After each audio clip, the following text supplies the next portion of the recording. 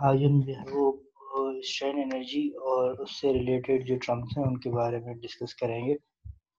तो strain energy समझने के लिए मैंने यहाँ पे स्ट्रेस स्ट्रेन डायग्राम यहाँ पे ड्रॉ किया है। हम कोई भी स्टील की रॉड भी लें तो उसको हम यूटीएम पे टेस्ट करने के लिए इलास्टिक लिमिट, यील्डिंग पॉइंट या उसको ब्रेकिंग पॉइंट चेक करने के लिए हम क्या करते हैं, यूटीएम यूनिवर्सल टेस्टिंग मशीन, वो स्पेसिमेन ऑब्जेक्ट को हम रखते हैं और टेंसाइल फोर्स लगाते हैं। टेंसाइल फोर्स लगाने के बाद ये देखें, उसके बाद ये जो पॉइंट है, ये पॉइंट है प्रोपोर्शनल लिमिट। प्रोपोर्शनल लिमिट इसको हम हुक्स लॉ भी कहते हैं, यानी ये लीनियर रीजन है। जैसे जैसे आपकी स्ट्रेस बढ़ेगी वैसे वैसे आपका स्ट्रेन बढ़ेगा।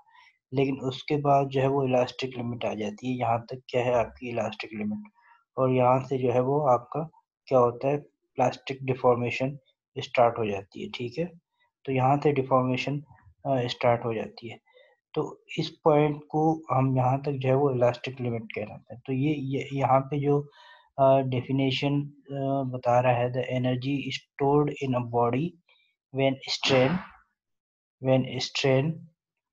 With in the elastic limit, within the elastic limit. यहाँ से within the elastic limit, यहाँ से क्या होता है, known as a strain energy. ये अपनी पोजिशन यहाँ पे जो है वो एनर्जी अप्लाई होती है यहाँ इस पॉइंट पे। इस पॉइंट से पहले जितनी भी अगर यहाँ पे है तो ये क्या है आपकी स्ट्रेन एनर्जी है। ये यहाँ पे क्या है, ये क्या है, यहाँ पे आपकी स्ट्रेन एनर्जी है। लेकिन ये वो एनर्जी है जो आप, यानी ये एनर्जी वापस यहाँ से आप इसको तो खींचेंगे तो ये दोबारा उस ओरिजिनल पोजीशन पे आने की कोशिश करेगी। यानी इस पे जो है वो परमानेंट इसमें डिफॉर्मेशन नहीं होगी। लेकिन आफ्टर इलास्टिक लिमिट क्या होगी, इसमें परमानेंट डिफॉर्मेशन आ जाएगी। ठीक है, तो यहाँ के अगर यहाँ से आप यहाँ से खींचेंगे तो ये दोबारा अपनी ओरिजिनल शेप में आने की कोशिश करेगी। तो ये है आपकी इलास्टिक लिमिट। लेकिन यहाँ से आप जैसे ही यील्डिंग पॉइंट तक आएंगे तो क्या होगी, फिर इसमें परमानेंट डिफॉर्मेशन पैदा होगी। तो यहाँ से इसमें जब with in the elastic limit क्या होता है, ये एनर्जी जो है वो क्या होता है, एनर्जी क्या होती है, स्टोर्ड होती है। तो ये क्या कह रहा है, the energy stored in body when strain within the elastic limit is known as a strain energy. ठीक है, तो इसको हम स्ट्रेन एनर्जी कहते हैं। It has experimentally found that this energy is always capable doing some work. ये जो energy है इसमें जब एनर्जी स्टोर होती है लाइक स्प्रिंग, कैसे हम उसको खींचते हैं with in the elastic limit, हम उसको खींचेंगे तो उसमें एनर्जी स्टोर होती है। वो क्या होती है, वो energy capable of doing some work. ठीक है, तो ये एग्जांपल यहाँ पे दिया गया है, जो क्या दिया, energy stored in a spring. ठीक है, अच्छा, इलास्टिक लिमिट की डेफिनेशन मैंने यहाँ पे लिख दी है, जो मैंने आपको यहाँ पे बताई थी। The maximum stress that material with stand without permanent deformation, with stand without, यहाँ से आगे परमानेंट डिफॉर्मेशन होगा। लेकिन इलास्टिक लिमिट से पहले, इलास्टिक लिमिट तक क्या क्या होगा, यहाँ पे मैक्सिमम स्ट्रेस अप्लाई होगी और ये जो होगा विदाउट परमानेंट डिफॉर्मेशन होगा यहाँ पे। ठीक है, अच्छा, आगे strain energy, when a load are applied to a body they will deform the material provided no energy is lost in the form of heat. The external work done by the load will be converted into internal work called strain energy.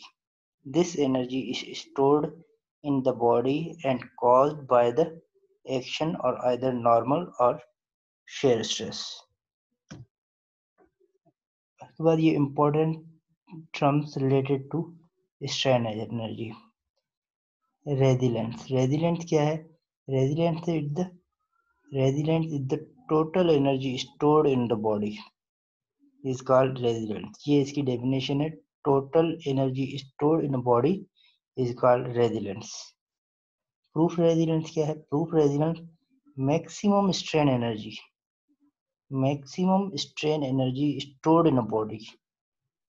ठीक है, resilient क्या था, stored, total stored energy stored in a body। लेकिन proof resilience क्या है, Proof resistance is the maximum strain energy stored in a body.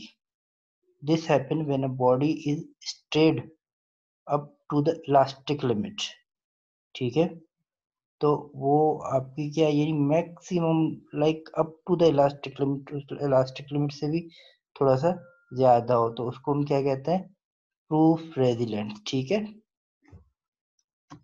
उसके बाद जो है वो टर्म्स है एक modulus of resilience. Modulus of resilience is the maximum strain energy absorb per unit volume of material, और modulus of resilience is the proof resilience per unit volume of material. क्या कहना चाह रहा है ये देखें, यहाँ तक जो है ये इलास्टिक लिमिट, ये डेफिनेशन है इसकी, maximum strain energy absorbed, maximum strain energy absorbed. ये ग्राफ पे आते हैं हम, मैक्सिमम स्ट्रेन एनर्जी, तो यहाँ पे इसकी मैक्सिमम स्ट्रेन एनर्जी कहाँ पे होगी, ये यहाँ पे। ठीक है, मैक्सिमम स्ट्रेन एनर्जी एब्जॉर्ब्ड। ठीक है, ये मैक्सिमम इसकी स्ट्रेन एनर्जी होगी इलास्टिक लिमिट तक, मैक्सिमम स्ट्रेन एनर्जी एब्जॉर्ब्ड। तो ये जो बीच में ये पूरा जो ये बनेगा, जो ये आपका ऑब्जेक्ट, इसमें क्या है, पर यूनिट वॉल्यूम, तो ये है आपकी maximum stress strain energy absorb per unit volume. ठीक है, तो उसको हम क्या कहेंगे, मॉडुलस ऑफ रेजिलेंस। ठीक है, तो आज हमने थोड़ी सी स्ट्रेंथ के बारे में पढ़ा। स्ट्रेंथ क्या है, स्ट्रेंथ के बाद हम जो है वो इनकी उनसे रिलेटेड जो टर्म थे, रेजिलेंस, प्रूफ रेजिलेंस और मॉडुलस ऑफ रेजिलेंस, ये तीन चीज़ चार चीज़ें हमने पढ़ी। ठीक है जी, थैंक यू।